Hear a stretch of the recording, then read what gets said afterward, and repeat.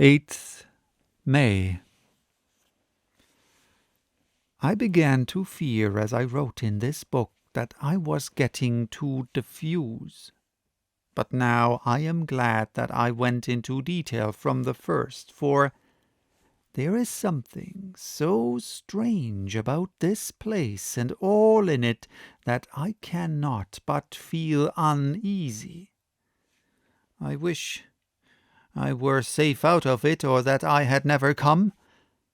It may be that this strange night existence is telling on me, but would that were all. If there were anyone to talk to, I could bear it, but there is no one. I have only the Count to speak with, and I fear I am myself the only living soul within the place. Let me be prosaic so far as facts can be. It will help me to bear up, and imagination must not run riot with me. If it does, I am lost. Let me say at once how I stand, or seem to. I only slept a few hours when I went to bed, and, feeling that I could not sleep any more, got up. I had hung my shaving-glass by the window, and was just beginning to shave.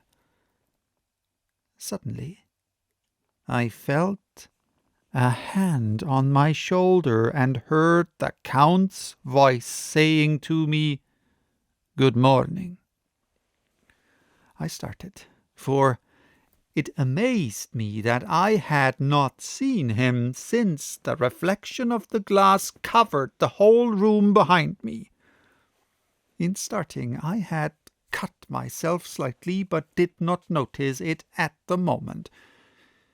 Having answered the Count's salutation, I turned to the glass again to see how I had been mistaken.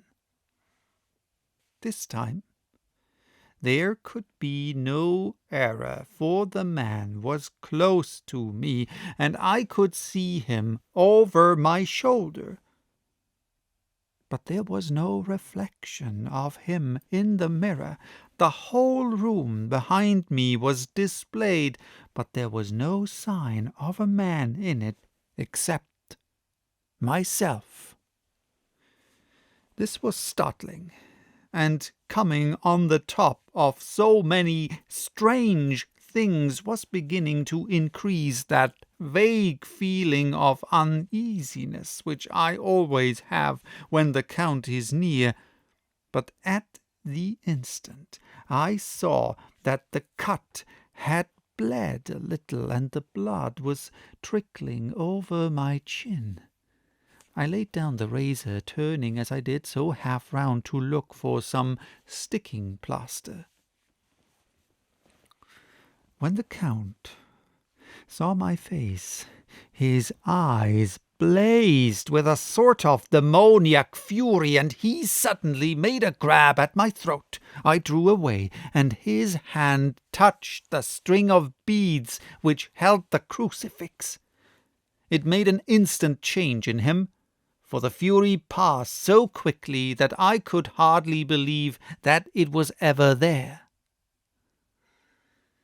"Take care," he said. "Take care how you cut yourself.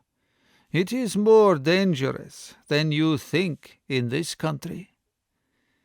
Then, seizing the shaving-glass, he went on, "And this is the wretched thing that has done the mischief. It is a foul bauble of man's vanity. Away with it!" And opening the heavy window with one wrench of his terrible hand, he flung out the glass, which was shattered into 1,000 pieces on the stones of the courtyard far below. Then he withdrew without a word. It is very annoying, for I do not see how I am to shave unless in my watch-case or the bottom of the shaving-pot, which is fortunately of metal. When I went into the dining room, breakfast was prepared, but I could not find the Count anywhere, so I breakfasted alone. It is strange that as yet I have not seen the Count eat or drink. He must be a very peculiar man. After breakfast I did a little exploring in the castle. I went out on the stairs and found a room looking towards the south. The view was magnificent, and from where I stood there was every opportunity of seeing it. The castle is on the very edge of a terrible precipice. A stone falling from the window would fall 1,000 feet without touching anything. As far as the eye can reach is a sea of green tree-tops, with occasionally a deep rift where there is a chasm. Here and there are silver threads where the rivers wind in deep gorges through the forests. But I am not in the heart to describe beauty, for when I had seen the view I explored further. Doors, doors, doors everywhere, and all locked and bolted. In no place, save from the windows in the castle walls, is there an available exit. The castle is a veritable prison, and I am a prisoner.